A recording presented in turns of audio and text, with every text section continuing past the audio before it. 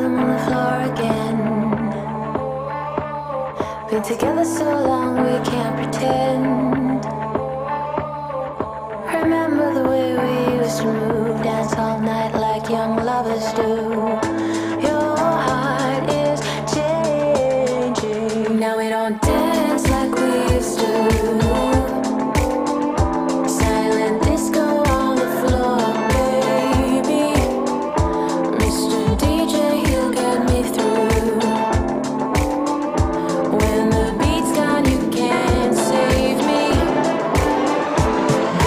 baby.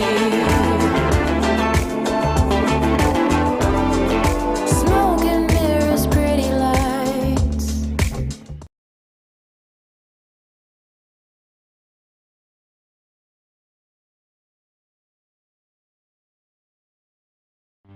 This is Broad Radio. For you, by you. Broad Radio. Here for more.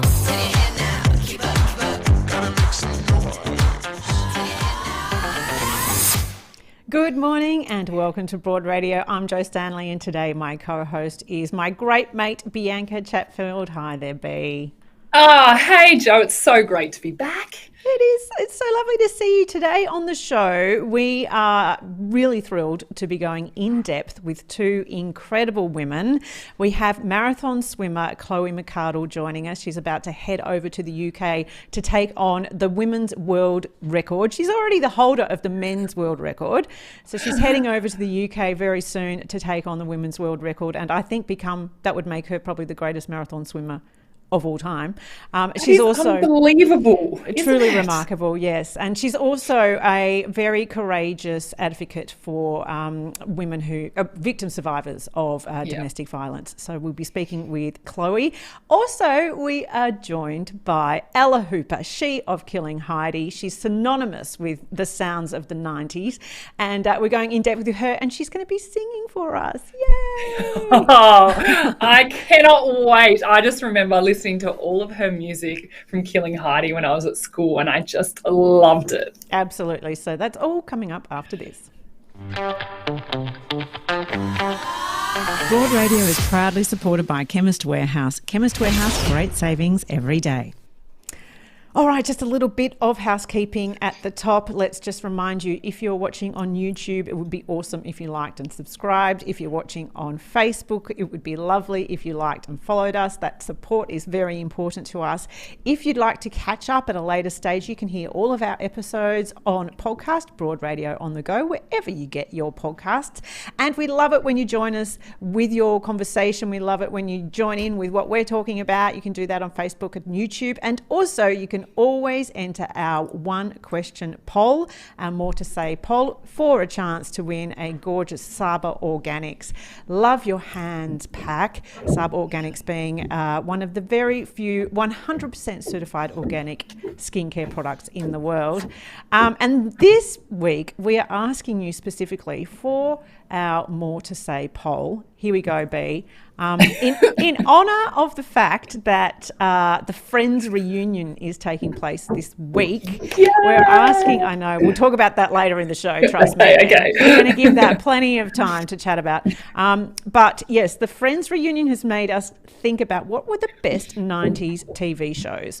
So this is the list. It's hard to choose. So you've got Friends, X-Files, Buffy the Vampire Slayer, Seinfeld, Melrose Place, or 90210.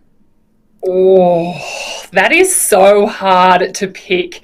I mean, for me, I loved Friends, but I also 90210, and then I'd always try and sneak and stay up late to watch Melrose Place because I was never allowed to. You see, I was at uni by then, B. So I remember first year uni, we would have a Thursday night double hit where you'd go over to one of your mates' house and you'd, do drinking games, and it was just like, and sometimes pubs would put them on because this is back in the day when you had to wait for it to be on. Yes. There was no binge watching. And each episode would leave you in such suspense, and then you had to wait a whole week until you found out what happened next. What a surreal life that was. I know. It's so funny to imagine now. Do you know, I had to explain to my daughter who's 12 over the weekend. I was telling her about how we used to go to video stores to hire VHS. And she was like, her brain, she just couldn't. Like, what a waste of time. Like, just load it up on your TV. What? So, I mean, I'm going to choose Friends out of that list. I can't deny that's absolutely my number one go-to. Whenever I don't know what to watch, I always go back to Friends. But do head along to broadradio.com.au and enter our More to Say poll for your chance to win that beautiful Love Your Hands pack from Saba Organics. Now, we do have a very special show where we are going in depth with two incredible women, but I discovered this thing, B, that I wanted to bring up. It's a very listy show today. This is a list of incredible women that I'm going to share with you. Okay. There is a hotel in Sydney. It's called Song Hotels, right? And they've done this incredible special sort of feature in some of their rooms at the moment that they've named after amazing Australian women. Okay. Now, I know it's so cool. And might I tell you that I have not been paid to do this, but I just loved these themed rooms so much. Okay. So I want you to choose. You've got the Sia room, Missy Higgins room, Nakia Louie room, who's just an amazing comedian and writer, the Deborah Mailman room, Lee Lin Chin, now that's a fun room, Bindi Irwin, the Sally Rugg LGBTIQ Pride room, because she's an amazing activist and campaigner, or the Tina Arena room. Well, I went and had a sneaky look online, Jo, because, you know, I love my interiors. And for me, the Deborah Mailman room was epic because it's got all these earthy colours and it's got these inspirational quotes around the room. But I really love the Bindi Irwin room as well because obviously, being Bindi, it was all about her and the Australia Zoo and big picture of koalas on the wall. And it was just, you just feel calm when you go into them. It was very cool. Oh, that's gorgeous. Well, I'm going Lee Lin Chin because I just think she's awesome.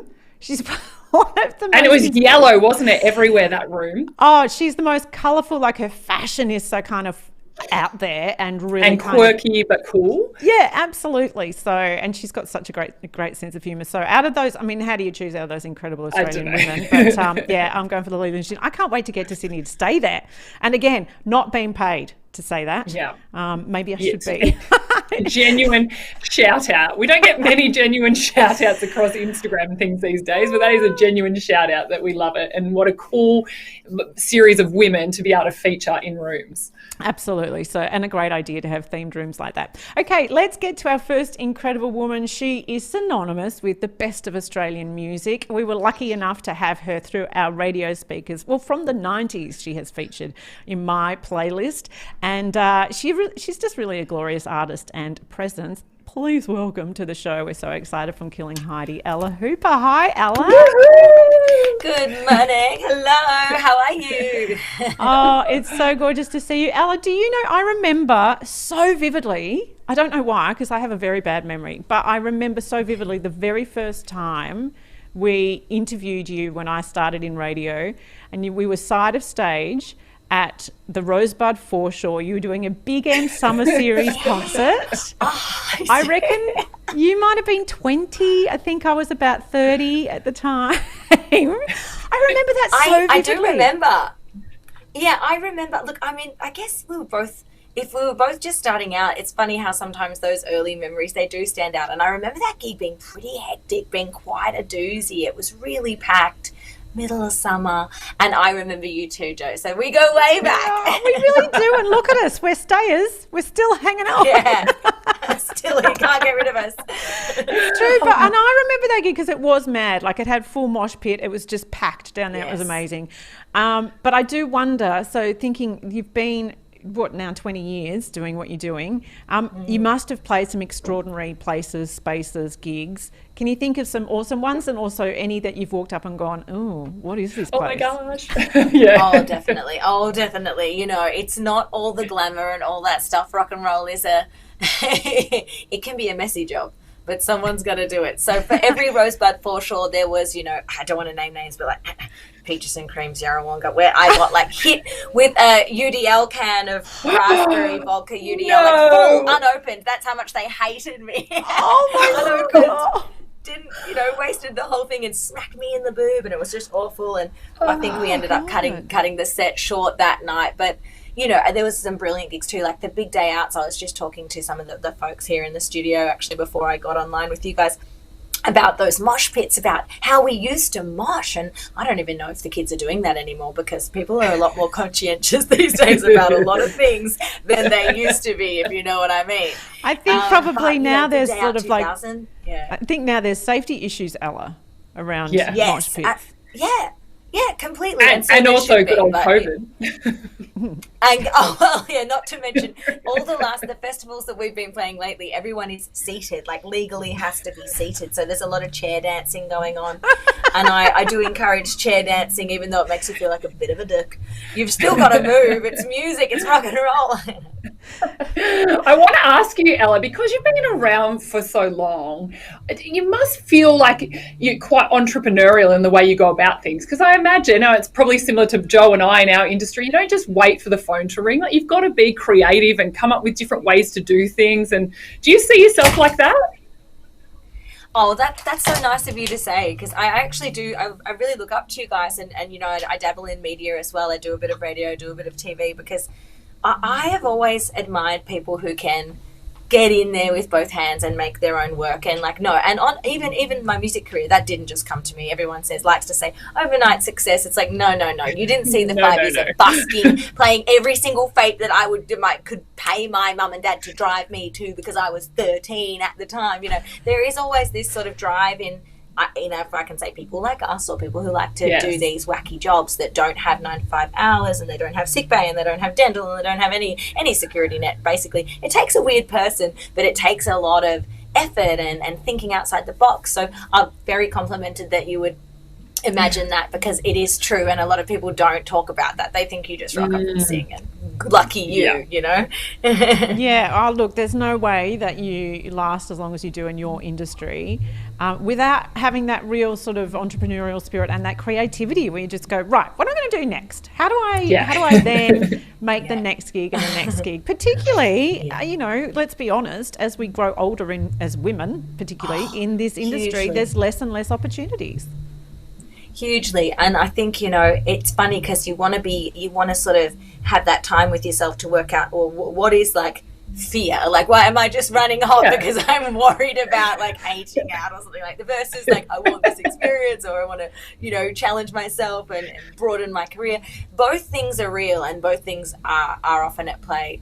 But yeah, I think I have also been really lucky to have a few chances to expand out of music early on, and a few great mentors. Ben Worsley, who we mentioned off air, Joe, a lovely friend of yours and mine, who really helped usher me into radio and and various other things. So I think you just have to try things and keep it fresh. And I think what you touched on, you mentioned, Bianca, creativity. It's like just keep a creative frame on what you're doing with your life, and you'll be more like, if you just set your feet down and go, no, I only want to sing pop songs, and I only want to be top of the pops, and I only want to be number one. It's like, no, I got to do that once. Now, some people never ever get to do that ever, and I got to do that once. So I don't really see how like clinging to that and just going, I want to do that again and again and again, is realistic or smart. Wow, that's absolutely. I find that really interesting, Ella, that you say that I got to do that once. Like, you're coming from a place of gratitude rather than loss.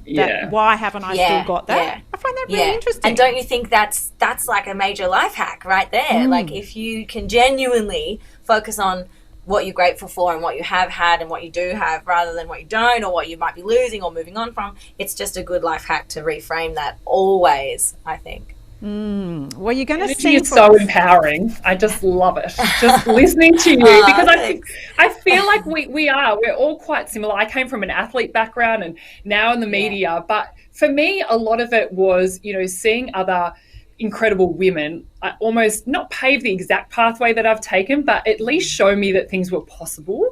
Do you have any female mentors, whether they're rock idols or just people in your life that have shown you that this entrepreneurial spirit that you have is possible and that you can live a life this way? Oh, totally, totally. I've always been somebody who looks for mentors, and even if I don't know them, I guess icons, I can look at a poster of Patti Smith or something like that and get a lot from it and read her books and whatnot. But there are people, I got to say, I didn't meet many women in rock and roll specifically. Like you meant Tina Arena before. I want to stay in the Tina room, by the way. I want to stay in the Tina Arena room for sure. That is going to be some luxe, but like chandelier vibes in there. Very good champagne, I'm sure. Silk sheets and all that. But I mean, I'm going on a tangent there. But I don't think I knew many women like me. I never got to meet Chrissy Amphlett, unfortunately, who is a massive idol of mine. But I did have other women in my life, and whether they were from sort of like, different backgrounds, some of them might have been actors or writers or comedians or just teachers, drama teachers, people who were just sort of living an authentic life and who were satisfied. And I actually do have a couple of role models who were semi in the industry, but behind the scenes, people who were more in sort of managerial roles and organizational roles, worked for record companies, things like that, who I were like, oh, that's a good, solid person doing something they love. And I do have an athlete role model as well, Danny DeToro, who I don't know if you know. She's an incredible Paralympian, wheelchair athlete who excelled at tennis and then table tennis, and and her partner, Kath, is a really dear friend of mine who I met in the music industry. And I was at their wedding. Was that last year? It must have been the year before, because time's gone weird since COVID. Yes. But those two ladies are massive inspirations to me as well. So, and they just happen to come in a couple, and they just blow my mind. I can't believe, though, on that, Ella, that you were 13 when you began with Killing Heidi, right? So now my daughter is 12, and I look at her and my mind is blown at the thought that a year after this moment, she might be out touring in the way that you were. So firstly, were you incredibly mature as a 13-year-old?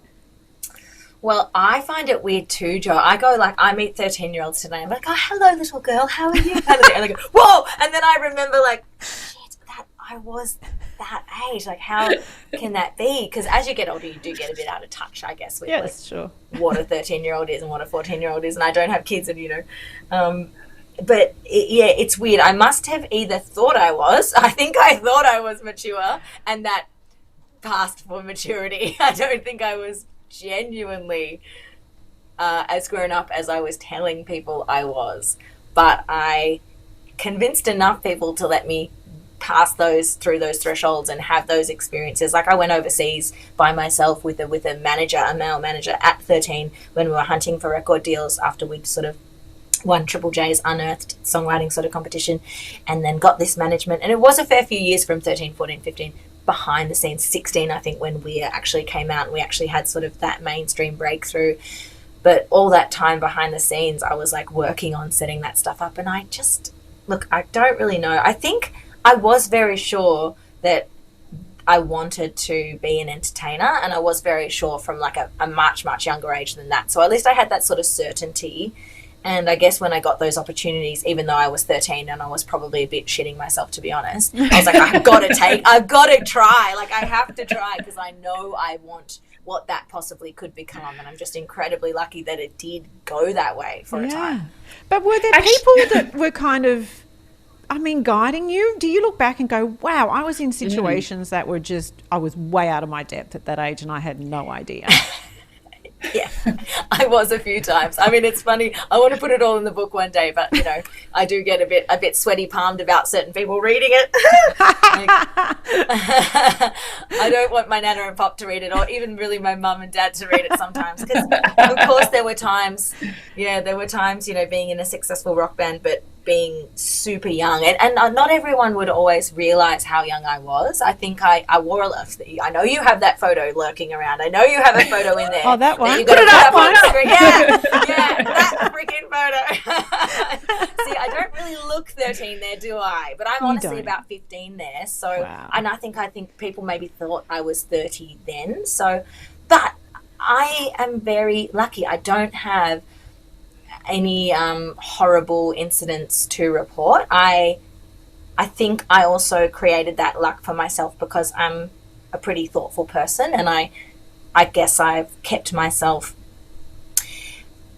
as much as I actually don't know if I should take credit for that. I'm just trying to say, like, I guess I think I knew how to get myself out of harm's way if things were looking too dodgy for me or too grown up for me. I was like, I'm going to bed, or I'm going over here. I don't need to partake in that yet, because I just know where these things end up, you know? So yeah, I'm pretty lucky to have gotten through as a very young person in a grown-up's world, reasonably sane and unscathed.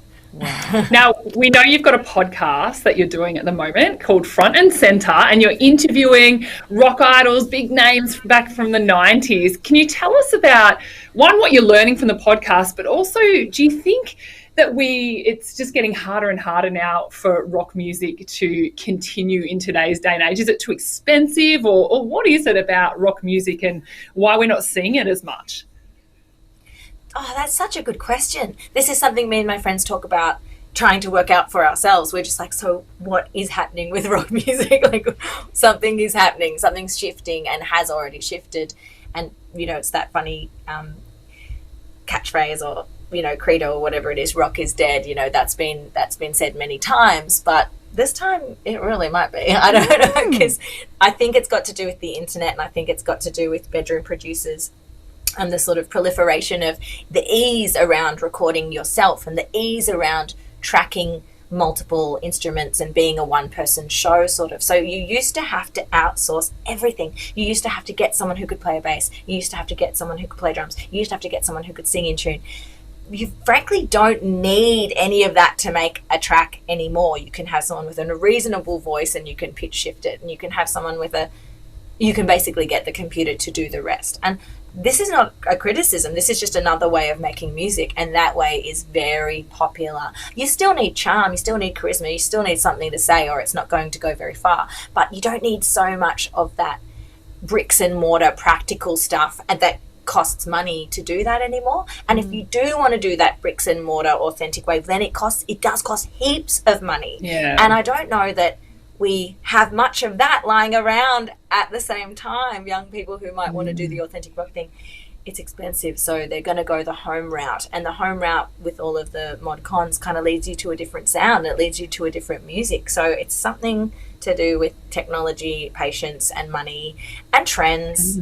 I really don't have it all worked out. I know, but it is such a shame because, you know, bands are the best. Like, there's nothing better than rocking out with a band in a dingy pub. You know, like, I think it's a real shame if we lose that sound and that energy of and, you know, yes, you can have people who are front people, like front women and men with their band. Maybe that's a more affordable way of doing it. But, you know, when you get that seminal sound of, like, the group of people got together in a garage and they just bashed out the songs and they ended up with that sound. It's so special. It's so special, Ella. Have you heard of the Linda Lindas? Have you come across them? Oh my gosh! So they're the most adorable band. They are aged 10 to 16 years old. I first came across them in a movie called Moxie, which is Amy Poehler's latest movie. Check it out on Netflix. See that. Oh, it's the best, right? And so this band is in that movie, and they've actually just signed with, I'm going to tell you, if I can tell you, they have just signed with Epitaph Records. They're just adorable, this little band. That sounds really reductive. They're 10 to... No, I'm so into it. I'm going to play a bit for you. Can we play that, Ro? Please. Yeah. So this is about him and all the other racist, sexist boys in this world. 1, 2, 3, 4!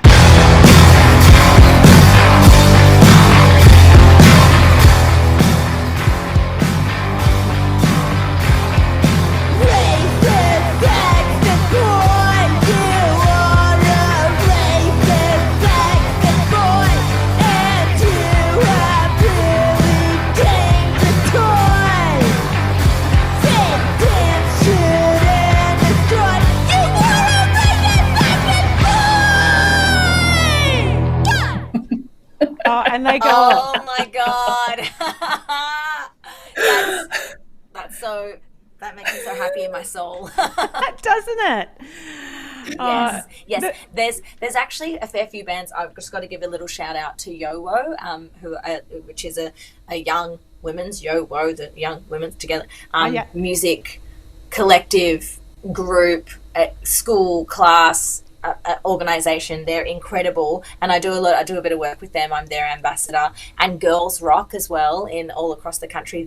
If that sort of turns you on, and if you are a parent or a carer, or if you know a young girl who wants to make music like that and take that sort of part, both Yo-Wo and Girls Rock are amazing organizations to check out, because that's like the Linda Lindas. Like, we have several versions of those here in Melbourne that I'm a big fan of, from Hot Glue to the Vovos and stuff like that. So check them out. They're so good. I love that. Yo-Wo and Girls Rock. That's awesome to know that there's that kind of mentoring going on. And thank you so much to your generation, Ella, for being that sort of that mentor and that role model for them. It's so important. Oh, you gotta, because that's what I wish I had. Yeah. Now, are you back touring at the moment, Ella? I mean, last year would have been very tough with what went on for everyone in 2020, but you're back out there now? We are, actually. It's still chair dancing on the plastic chairs. I mean, I haven't seen an actual tightly packed mosh pit yet, which is probably for the best, slowly. But yeah, Killing Heidi is touring on the weekends. Ella Hooper Solo is touring more of your sort of dinner and a show type acoustic vibes. Get my for the mature ones of us. Yeah, so I've got Killing Heidi for when I'm feeling frisky and I feel like jumping around and reliving my teenage years. But then I've got my new music, which is absolutely adult contemporary. It's chill, it's quiet, it's like gives me a break from jumping around and screaming. It's quite mellow. It's almost country, you would say. Well, you're going to sing for us now, which I'm super excited about. We're not rocking out though. You've got something a little. Can we do the mellow one? We'll do do the adult contemporary. Cool, great, cool. That's good for me. Okay, so you to get yourself set up, and I will. Yeah. Okay, we're just going to wait here in an awkward silence.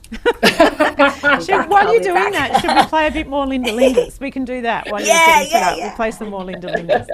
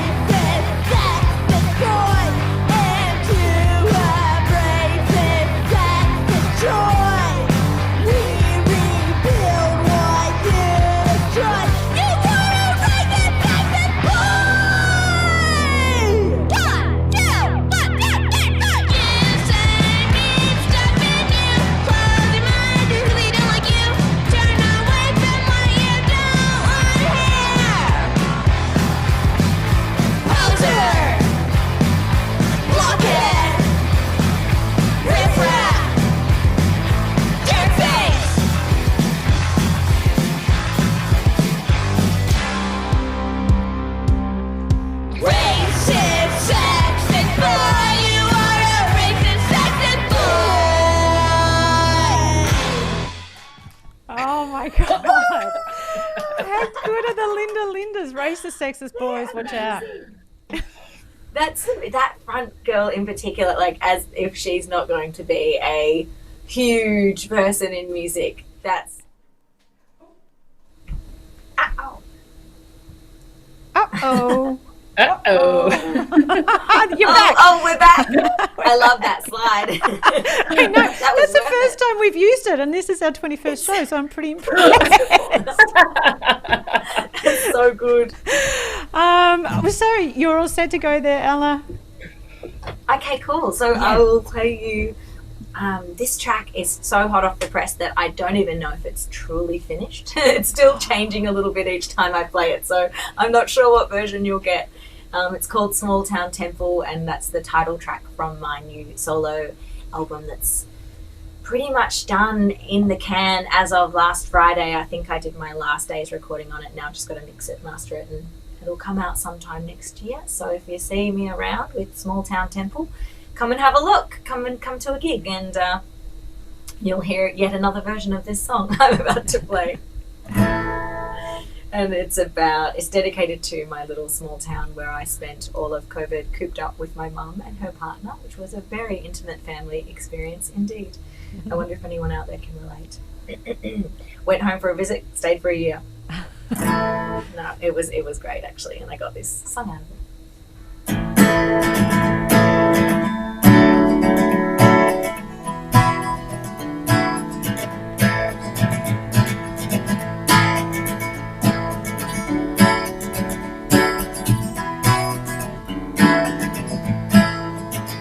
Oh, the small town temple where I come from is held together by hill and tree. And there's cracks in the floorboards and window panes, like a down-home version of glass that's sliding. She ain't nothing fancy, a little blip on the map, just a humble little mystery. It keeps me going and coming on back. Oh, I calibrate my compass to the siren song, and it keeps me rooted to the ground. Oh, no matter where I go, I know that I've come home to a little church on the outskirts of town. It's long deconsecrated. We got religion, we give it. It's a place where all feel welcome. No, you can't ask for much more than that. I sing do do do do do do do do do do.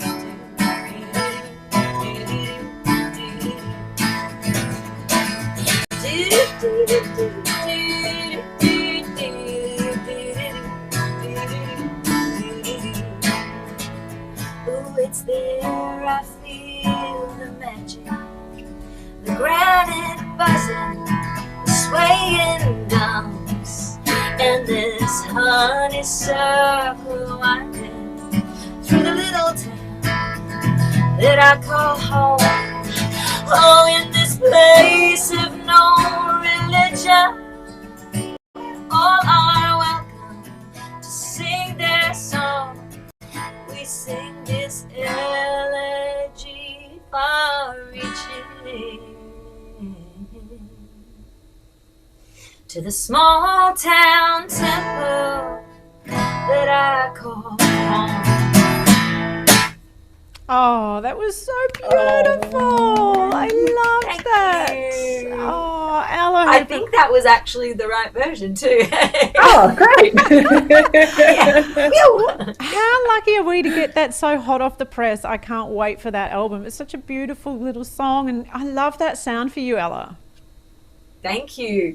I love it. It really feels like home, that sound. This is kind of how I grew up playing and grew up. Like, little known fact, Killing Heidi was an acoustic folk duo before it morphed into what people know it as. So, if you go right back on the Google images, you'll see me in a long A-line velvet skirt with a men's done right up to here and singing folk songs. So yeah. I'm sort of going back to where it all started. That's all right. We all wore long A-line dresses in the 90s. Yeah. Oh, yeah. Oh, well, do check out Killing Heidi. They're touring, I know, all around the country in various months throughout the rest of the year. So check them out on ticketmaster.com.au. And, of course, Ella, are you also on Ticketmaster for your solo shows? I am, yeah. I'm on all the socials and all the ticket selling doobie what's it. So yeah, I've got basically on my website you can find links to everything. So maybe keep that up. Amazing. Thank you so much, Ella Hooper. It's been an absolute joy to go in depth with you today. It's been such a pleasure to be here. I love Broad Radio. Go, go, go. I love this show. I love the whole concept. It's awesome. Thanks, Ella. You're the best. Thanks, Ella. See ya. And we'll have more Broad Radio after this.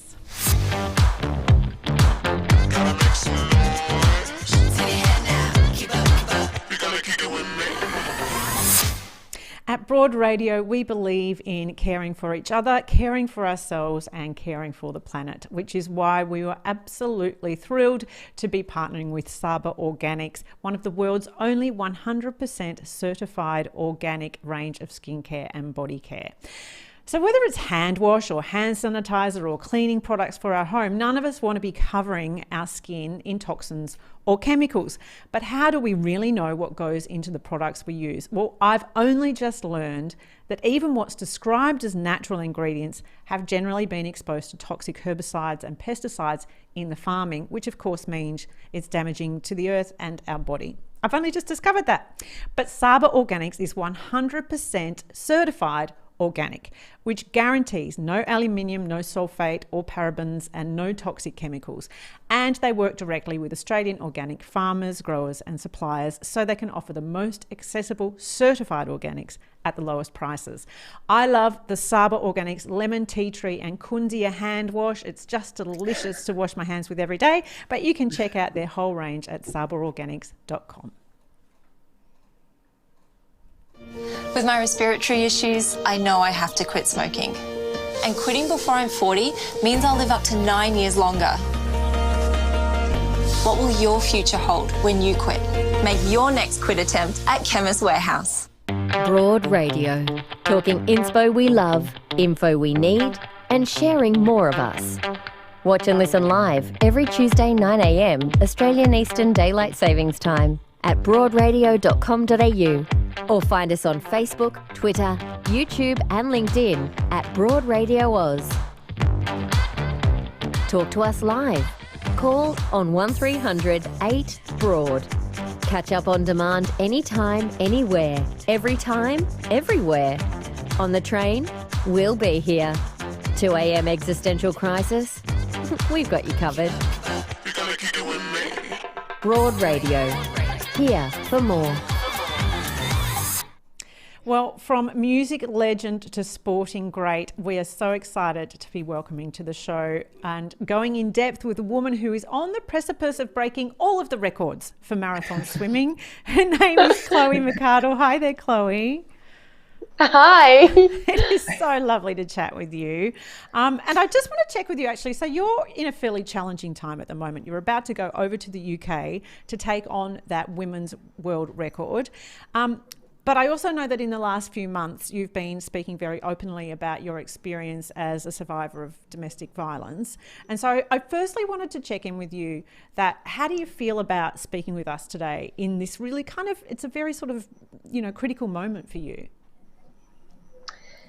Yeah, it's still a new thing for me to talk about my lived experience as a domestic violence survivor. So it's a bit raw, a bit off the cuff. And this isn't pre-recorded if anyone is curious who watches this. So doing something like this live is, it's a bit, it makes me feel a bit vulnerable, but not in a bad way. It's, I'm sure we'll have a very authentic conversation, which is what I love and which is what I hope that people really are drawn to Broad Radio to listen to these sort of stories. Oh, well, we're really pleased that you are, and you sharing your story is incredibly powerful, Chloe. So we're thankful that you are. I know many people are thankful that you are. But let's start with the thing that you are most known for, which is marathon swimming. It's extraordinary to me. You're not only the owner of the men's world record for the English Channel, but the longest consecutive swim, which is 124 kilometres. Now, Chloe, I'm not a very good swimmer. In fact, I do everything to avoid getting in the water.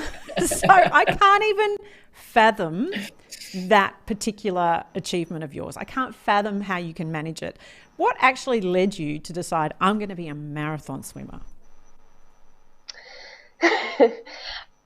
I actually avoid swimming where possible now too. I just want to clarify that.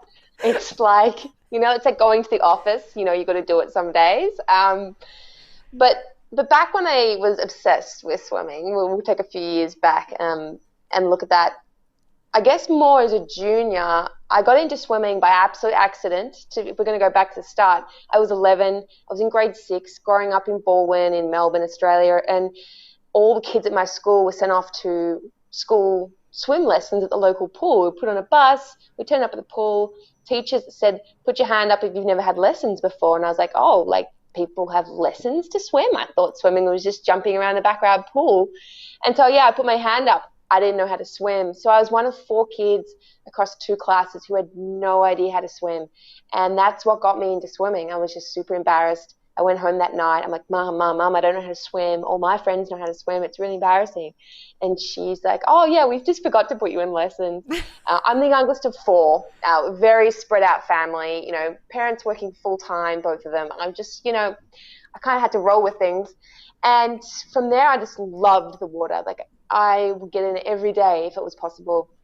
Flew through, learned to swim, wanted to be an Olympian. We're now going really fast through my early career, but just didn't have that next level talent and had to give it away. But when I went to university, I just made this decision when I was 19 in second year uni. I was like, I want to be the best in the world at something. And I figured with a sporting background, it was going to be some way sport focused. And so at 19, I started trying a few sports, and I did triathlon for 2.5 years, and I couldn't crack that elite level. Ran a marathon in 3 hours 37, enjoyed that. But then I also swam a marathon because I was on this like existential kind of journey, and just loved the marathon swim. So it would have been about 22 when I got to the point of going, yep, marathon swimming is one that fits me like a glove, and I'm going to be the best in the world at this. I really believed I could. And then I just went about stroking my way to make that a reality. Oh, you say stroking your way. It's a lot of strokes that you have to do when you're swimming a marathon. Can you just give us an indication to what's the preparation like in the lead up to the event? Like, how much training, how many hours are you spending actually turning your arms over? How many hours are you spending in the gym? What does it actually look like? Well, the last big marathon that I was training for, because for me, single crossings of the English Channel now is like a training swim. Like it's not like a big epic swim. So the last big thing I was trying to attempt was 4 consecutive crossings of the English Channel. So that's back to back. Get into England, swim to France, which is 34 kilometers. Get out, swim back to England. Get out, swim back to France. Get out, swim back to England. So something like 136 kilometers or so. So that year is 2017, and it was pretty much a full-time job, just swimming, transiting, like getting to and from swimming, whether it's pool or open water, eating, because you've got to not only get the calories back or the kilojoules back to kind of replenish all the energy that you've just expended swimming, but you also need to put on weight if you want to swim the English Channel, because the water is so cold. You need a buffer of fat around your major organs. So I'm eating not just to replenish and live, but also to try and put on weight as well. So it's like this triple threat of needing to just constantly down food. And then obviously a lot of recovery, because it's so punishing to put your body under that. So the biggest week I did in mileage was 130 kilometres. And in that I did a 20-hour non-stop swim in Jervis Bay, New South Wales. And I was, just pretty cold. I went all through the night. It was 15.5 Celsius, which is the same as the English Channel. So it was a good preparation. But since then, I'm trying to be as efficient as possible and doing as little as possible, but enough to know that I can hit the English Channel every time I get into swim it. Wow. Oh my goodness. I've got to tell you that already we've seen some comments saying, why? And it really makes you one of the most unique people I have ever met, Chloe, because firstly, I've never in my life thought to myself, I want to be the best in the world at something. Like I just don't, that's a very unique goal, I think. And for you then to be able to push through whatever you go through when you're swimming those distances in those conditions, what is it like? What goes through your head? What are the biggest challenges when you're actually crossing the English Channel? Look, it depends if it's a one-way crossing, so England to France, or a double crossing, triple crossing, etc.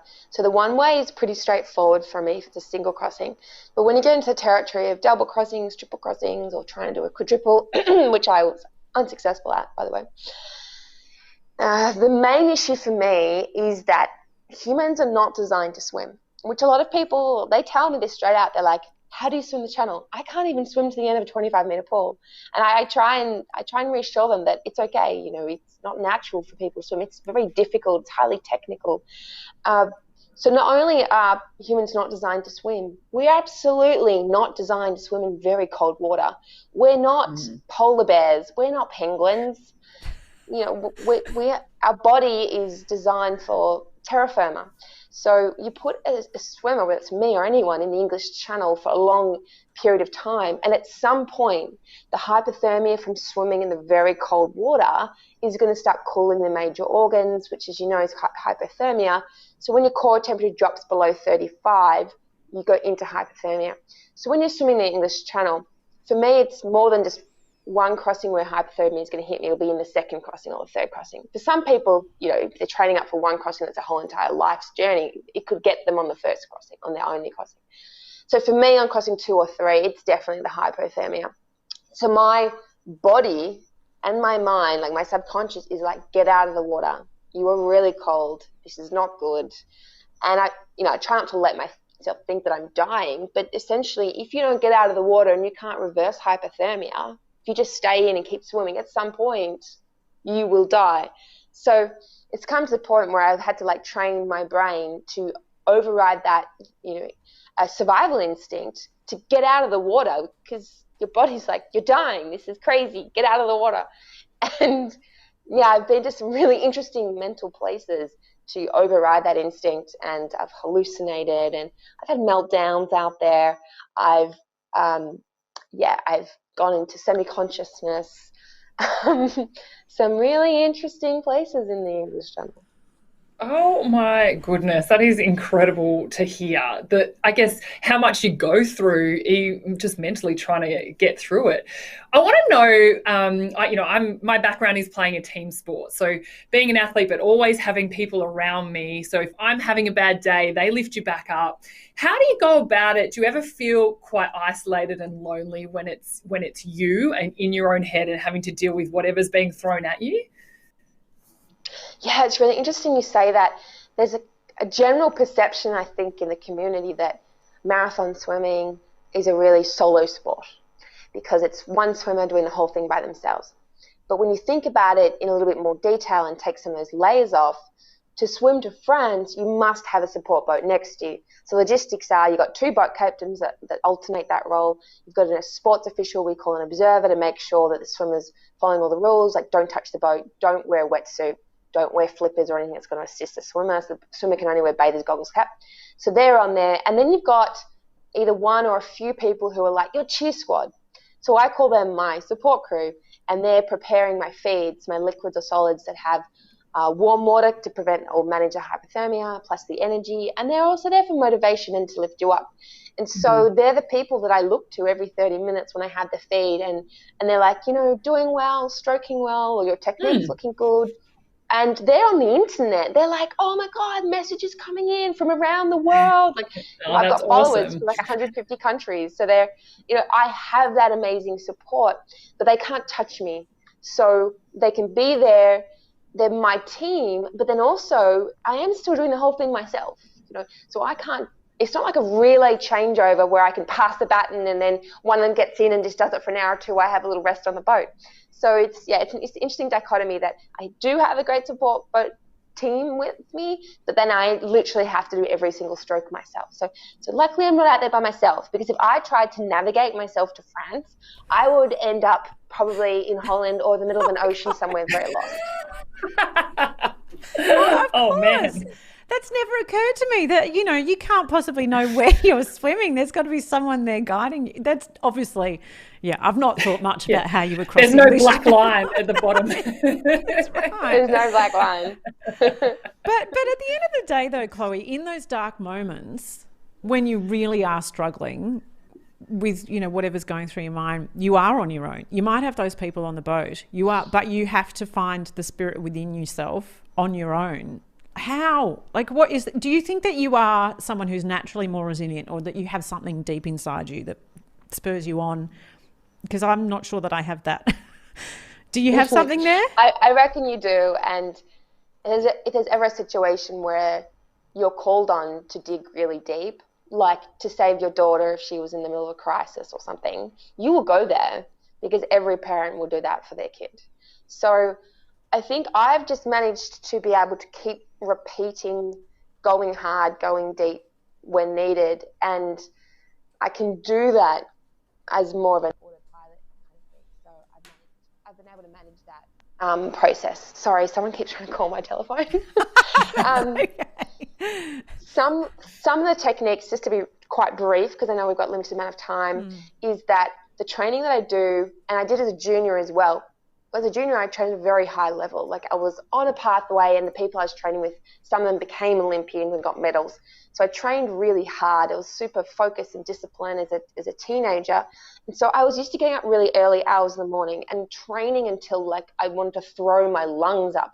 So going through that really physically and mentally demanding period as a teenager just got me used to being really uncomfortable and getting up at strange hours and going to a degree that other people my age would never want to do, because often as humans we try and find the path of least resistance and try and have the least amount of discomfort and the least amount of pain.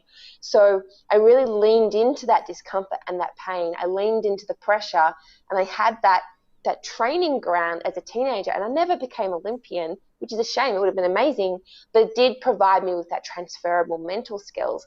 And so when I went to open water swimming, I was tough. Like, I'd grown up in a tough environment, and doing cold water training where you're literally throwing your body in cold water and your body's like, I want to get out.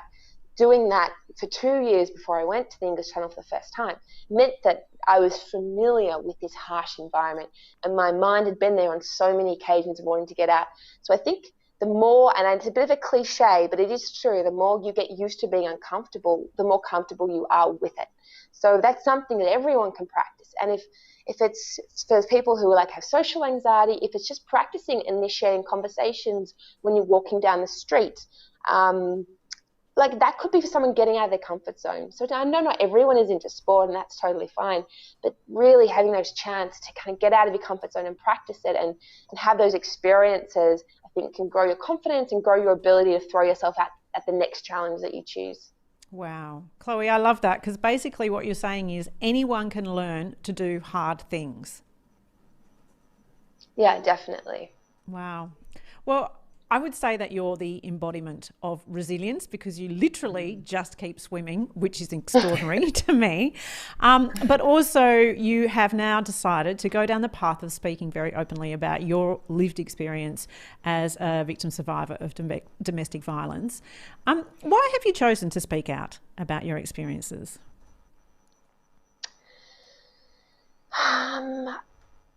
It was something I decided last year.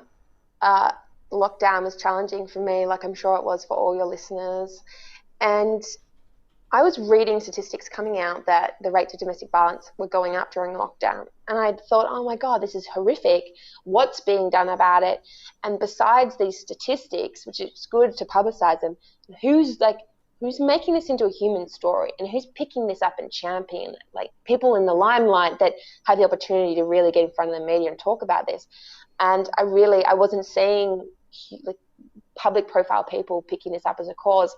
And it kind of just ate away at the back of my mind. It was something I worried about, but I didn't really know, if I could do anything about it. And then when I went to England and started getting a huge amount of press leading up to breaking the men's world record, I was like, this is my chance. Like, I have the media. I'm doing live interviews with BBC and ITV and Sky News in the UK and then other stations back in Australia. I'll just start talking about this. And the media were really receptive about this. It was something they wanted someone that they could speak to about. And at that point, the media advice I was getting, they were like, do not say you've ever experienced domestic violence. So I think they were very cautious. They were worried potentially about defamation issues or things like that. So they were literally trying to rein me in. And then it got to the point where I was like, I'm just going to talk about it anyway. So then I grew a little bit more confidence, and when I got back to Australia and I took control of my PR again, I was just like, I'm making a decision. I'm committing to this, and I want to do more and more of this advocacy work. And I'm a very public person. It's easy to contact me by my website, by my Instagram, Facebook. So I'm getting messages saying, thank you so much for coming out and being a face for this, because it's such a hard thing. There's so much stigma around lived experience for domestic violence. There's so much victim blaming going out there, and I talk openly about having post-traumatic stress disorder. So I get emails saying, it's so good that you're talking about this. So I'm getting really good feedback, and that's great energy. It's kind of like letting me know I'm on the right path. It's validating me going out and talking about this. So it's good to know that I'm having a good influence, and I want to do more than just have a media influence. So I submitted a 12-page personal experience into the New South Wales Joint Select Committee, who are investigating coercive control to see if it should be criminalised in New South Wales, and that. So I really want to get involved in changing the law and also policing. I've had issues with misconduct, but the way I was treated by police when I was dealing with domestic violence. So I'm in conversations with the Assistant Commissioner for Domestic Violence in Victoria, in the police force. We're having conversations about that. So I'm in a really good place at the moment, and I'm really keen to keep expanding my voice and this platform that I have. So what do you hope to share, or what sort of empowerment are you hoping you're sharing with other victim survivors by sharing your story? Well, initially I just wanted to let people know that you can go through a really difficult time and still at some point come out and feel strong and feel empowered. So you can live through domestic violence, and there will be a light at the end of the tunnel. Because I think when I was living it, it was just this weird, like I didn't even know it was domestic violence. A lot of the behaviours were coercive control, like controlling who I could see, what I could say, what I could do, locking me in out of the house, breaking my things. So it didn't really seem obvious. And so I was in this kind of weird, dazed, alternate reality world. But when I was moving out of that relationship, I realised it kind of hit me how bad it was. And it was so hard to see the light at the end of the tunnel. And I think that sometimes people who go through things like depression or other mental health challenges, they also really struggle because they're so overwhelmed with what's going on in their world right now. It's so hard to see that the future can be different and really positive. And I want to show people that, me as a public figure, I will put my story out there, and I want to show that it is possible to get through these things, with support, of course, and have a completely more empowered life and have a voice and a platform and feel confident to speak about these experiences. So that's one thing. There's other things. I mean, obviously I've got issues with police misconduct, hence conversations with the Assistant Commissioner. So I want to help with education and training with the police force, Victoria and nationally, and also help change with the legislation like criminalising coercive control. So I've got a few aims. I could be a full-time advocate if that was possible. So if there's anyone here who wants to sponsor me to be a full-time advocate, I'm definitely up for that as well. But I'm doing my best I can, balancing lots of other things going on in the background. Has all of this, speaking out publicly and, putting so much effort and energy into making sure that you look after or try and help anybody else going through it, has that been quite a healing process for you as well? Oh, it's interesting. There's this weird dichotomy or irony, like when we talked before about marathon swimming being a solo sport but a team sport. So in one way, yes, it's empowering to own my story, own my voice, and be able to say this has happened to me, and to not really care if people want to victim blame me, which I haven't had publicly, but incidentally and probably accidentally I have had in my personal network that happening. So to be able to put myself out there and tell my story is empowering. But on the other hand, sometimes it's triggering.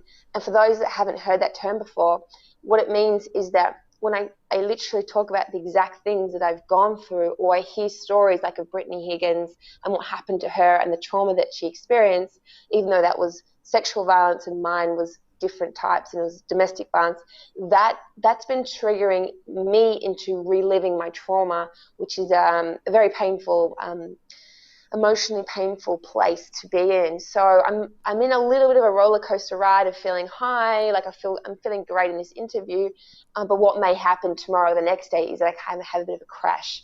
So I had a bit of a crash after I was on SBS Insight 2 weeks ago. It aired. The topic was coercive control. What is it? Should it be criminalised? And there was information that was released. Someone reached out to me. I'm not going to go into detail. Someone reached out to me, saw this, and they had a very, very personal story, shared it with me. And I was like, whoa, that's immense. So sometimes when people share their personal experience of experiencing violence, and they won't realise that may trigger me, and they'll just send me out of the blue, I don't know this person, they'll just send me like a lot of detailed information, and that can be really hard for me to process. So I'm still really new to this advocacy work, and I'm just really feeling my way through how to go about this in the best way, and also protect myself as much as possible through this. I think that's a really important thing to acknowledge, Chloe, for you and everybody else who sits in that advocacy space, that you do it sometimes to your own detriment, that there is always a personal toll around you speaking out and sharing your story. And I think that it's incredibly courageous. And, you know, I want to put our arms around you, and I hope that you're okay in the coming days after speaking with us here on Broad Radio. I want to acknowledge that you're in that space. Thank you so much. Yeah. So heading into this swim then, you know, if you're managing living with PTSD and all the things that come with that, which, as you say, is talking about whether it's re-traumatizing or triggering the experiences that you're having, or even, you know, around your sense of self and your sense of confidence and all the things that come with your lived experience. How do you go about that? How do you go about managing that? Well, interestingly, without going into too much detail, I'm a majority self-funded athlete. It's an amateur sport, so I don't get paid a wage to do what I do. And then I have to go and seek out funding to pay for the costs, like the boats, the flights, the accommodation. So I run on the smell of an oily rag. And when I go to England, I go by myself. Like the Australian Olympic team are taking 1,000 support staff with them to go to the Olympics this year, which is fabulous. I'm glad that they got that opportunity. But I'm going to go by myself. And that kind of puts me in a vulnerable position, because I don't have a buddy, I don't have a companion, I don't have like close friends that I can just hang out with. And I'm going to be in England for 3 months. So I do have a bit of a support network there, but it's going to be really hard. I'll be away from family. I have 2 fur babies who are like my children. Mm-hmm. And I know from the last 2 years when I've traveled by myself, it's going to be really hard. So this year I'm being just more proactive in just telling my friends in England it'd be great to hang out. You know, I just don't want to spend long periods by myself sitting in a hotel room waiting to swim the English Channel and not have that interaction with friendly people that are familiar to me. You can meet people walking around the street, like buying groceries and things, but it's not the same as having that personal friendship and that connection. So I'm more proactive than I used to be, and more open. Like, you know, I don't wait for people to reach out. I'll be more proactive and organise more in-person catch-ups, because a lot of the time in England, I'm just waiting to swim the channel. It's so fickle, it's so rough. I don't even know in advance when I'm swimming, so I've got to stay close to Dover where channel swims start. I can't really plan properly more than 3 or 4 days in advance, but I can have potential. Sorry, I've just got another call coming, which I'm going to have to take pretty soon. That's all right. We'll let you go very soon. Managing being isolated like FIFO, with fly-in, fly-out people. So it's 3 months by yourself in another country without a close support network. I found really challenging. I know it's going to be a big challenge coming up for me. And what will it feel like for you when you complete, I think you've got 7 swims to go to reach that goal. What will it feel like when you can tick that off? I'm so excited.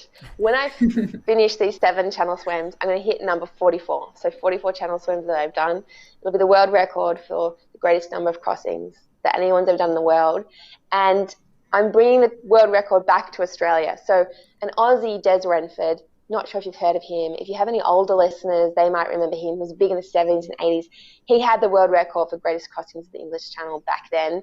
And I'm going to bring that title back to Australia at the end of this year. And I'm so excited, and I'll share some pictures with you, or I'll tag you or something when I'm over there, because it's so special. Like, it's been 40 years, and I don't think any English person or any international is going to be close to getting to taking this world record from me. And I can let you know, and it's official now on Broad Radio, if anyone comes after my world record, the Aussie record, you know, like it's based in Australia now, I'm going to be after them. I'm going to swim after them, and I'm going to steal that record back. So it's going to be in Australia for a long time.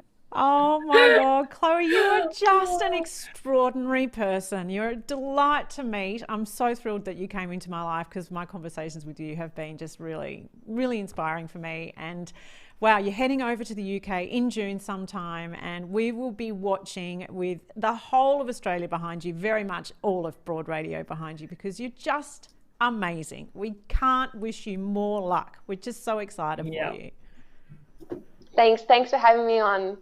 Oh, you take care, and we will definitely all the best. Yeah, yes, get you back. Yeah, we will stay in touch. We will speak with you after you break the world record. Oh my God! Let's Good do luck, it, Chloe. Yeah, let's do it. Bye, you take everyone. Care. See you later. Good luck. Thank you. We'll have more Broad Radio after this. I'm in a new stratosphere. Oh my God, Bianca, what about the two women that we've spoken with this morning? Oh, both of their energies were so infectious. And I mean, even just Chloe, what she's been through, and seeing her face light up when she spoke about what she's about to do and the fact that she's going to hopefully get that record and bring it back to Australia. Oh, it really shows you, doesn't it, why she puts in all that effort and energy into swimming. It gives her so much. You can just tell. Yeah, it's true. Although you say hopefully, there's no doubt in her mind that she's going to break that world there's record. No doubt. So I have no doubt whatsoever that she will break that world record. I was just trying to take the pressure off her a bit. Fair enough. Well, as a former athlete, you know what that pressure is like. I have no idea. I'm just one of those fans on the sideline insisting that they do it, which I'm sure is adding to the pressure, and I feel really bad about that sometimes. It's all the even saying good luck. I always say all the best, and even then when I said good luck, I was like, don't say that. She doesn't need luck. And then, it's just a funny thing for athletes. You're so true. Hey, so we've just gone way over time there because both those women were extraordinary, but we did mention the Friends reunion, and so I have to just bring it up. We were going to play. Will we play? Will we continue to play? All right, we will. We're going over time, but we're going to play the trailer for the Friends reunion, which is hitting our screens this Thursday. The test is ready. Rachel wrote Ross a letter and demanded he read it before they got back together. How many pages was that letter? 18 pages! 18 pages. Front and back! Front and back is correct. Wait, do it one more time! Oh my God. Here we go. Where's the tissue box?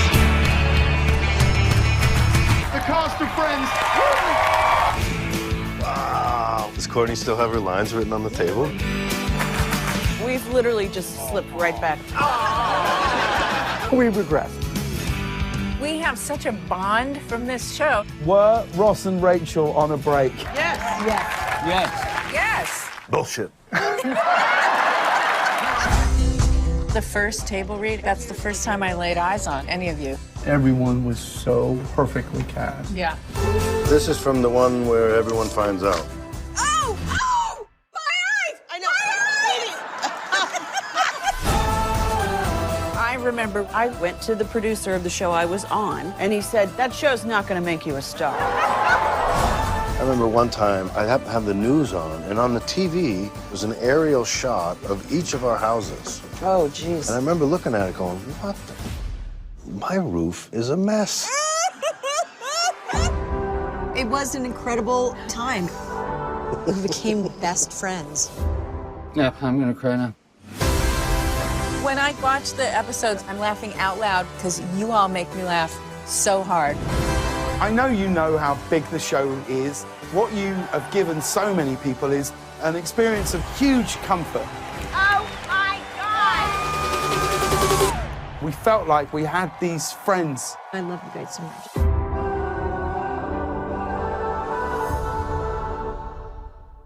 So in Australia, we can check that out on Thursday from 5 p.m. on Binge. I've double checked and triple checked that.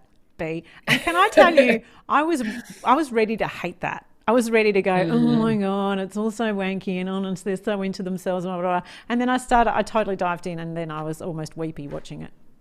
Oh, and me too. And the thing that I liked is that they're doing it differently. I think when we all heard reunion, we thought that they were going to do another episode, together. But I like that the way they've done it. I think that's really clever to do it differently to how we see other things. And I just cannot wait to see it. And I love that they're all still such good friends. Like that is just what you can really take out, how much they actually love and care about each other. Yeah. Who do you think has what shall I say, has managed the years the best since then?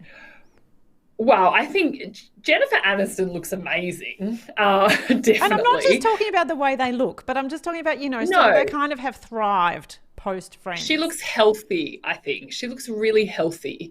Lisa Kudrow, though, as well. But I think out of the boys, I think it's hilarious seeing Matt LeBlanc look so much older than what he did on the show when he was always this little kid. Yeah. He is with his grey hair now. Yeah. Who was your favourite back in the day?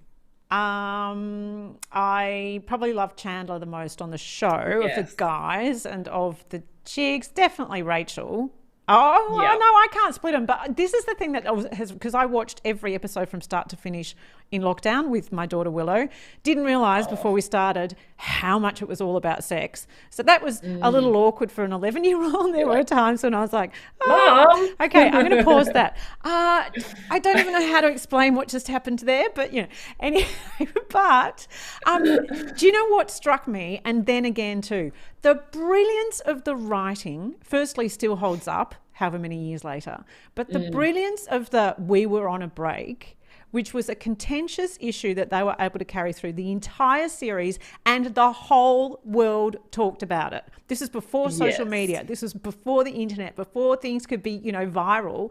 The whole world, in pubs and houses and universities, everywhere, people were discussing that. How brilliant is that? Absolutely. I mean, even just from Jennifer Aniston's hair. Remember when Rachel got that haircut and then everyone was getting that haircut? It was like this worldwide sensation that you had to get that haircut. Absolutely. It's crazy that they could actually, have such an impact on the world by their half-an-hour show that they would do once a week that we'd all get to see. Yeah. And you know what?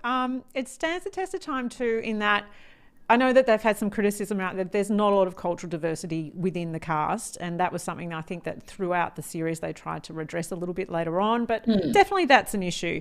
But aside from that, there's not much in there where you go, ugh, it's a different time. And I'll tell you one of the things that I found rewatching it last year, the relationship and the bond between Joey and Chandler is as beautiful as any male-male relationship you can find. It's just awesome. And so relatable too, because I'm sure everybody knows, two guys in their life that act like that or have that connection with each other. And I think across all the characters, that's what really got me, is that you could always relate or see someone was like someone. Like I can relate to people who are like, oh, you are so much like Phoebe, just your quirkiness and your uniqueness and how you just own that. And it's so many beautiful moments, and I cannot wait to watch on Thursday. Yeah, awesome. Well, maybe we should have a reunion. We should get together with all your mates and watch the reunion. Yes. B, thanks so much for being a part of Broad Radio today. It was super fun. Absolutely loved it, and what incredible guests we did have. Yeah, and we'll be back with more Broad Radio. Bradio. Should we just call it Bradio from now on? Okay, sure. We'll be back with more Bradio next week.